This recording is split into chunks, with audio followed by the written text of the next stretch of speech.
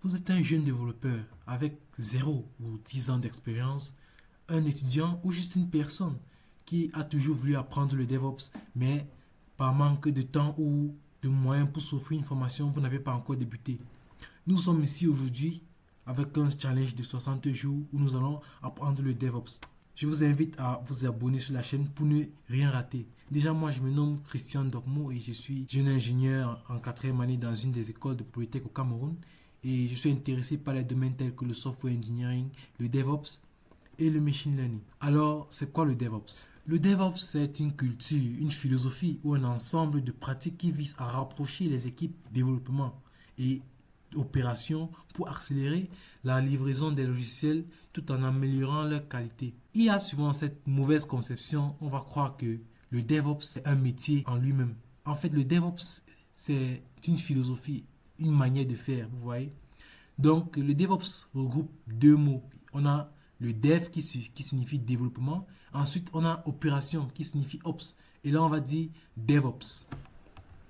Donc, pourquoi est-il important de connaître le DevOps? Avant d'attaquer cette question, d'abord, nous allons déjà répondre à la question avant le DevOps. Qu'est-ce que les développeurs faisaient?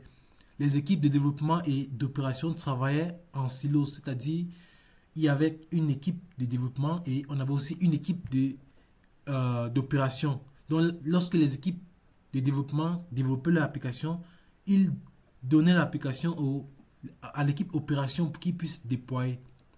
Et ceci entraînait des retards et des erreurs et des frustrations. Le DevOps va nous permettre d'être plus rapide dans les livraisons des fonctionnalités. Il va nous permettre d'être meilleur dans la stabilité et la fiabilité de nos systèmes.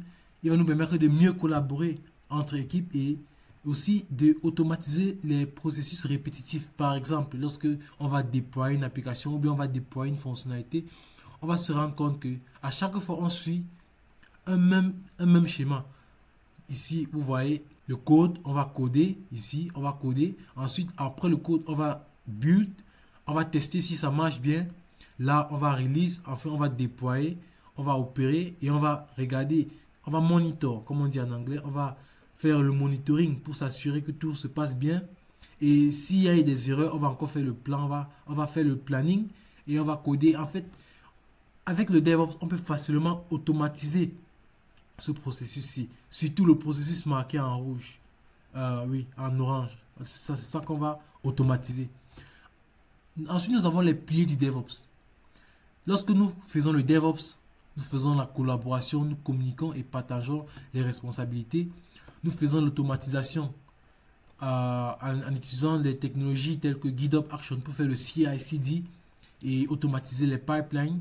On essaie d'optimiser. Par exemple, si on veut déployer une application et d'habitude l'application prend une semaine pour déployer, on va essayer de faire en sorte que déployer cette même application va maintenant nous prendre peut-être une demi-journée. Ensuite, on a le monitoring. Monitoring dans le sens où on va regarder ce qui se passe sur le serveur et s'assurer que tout se passe bien. On va suivre les performances et les métriques pour améliorer l'application en continu. Et aussi, on a le Infrastructure as a Service.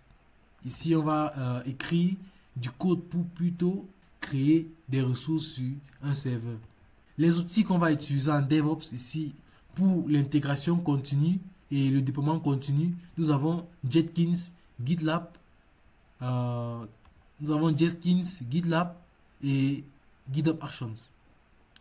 Ensuite, pour la gestion et la configuration, nous avons Ansible, Puppet et Chief. Pour la containerisation, nous avons Docker.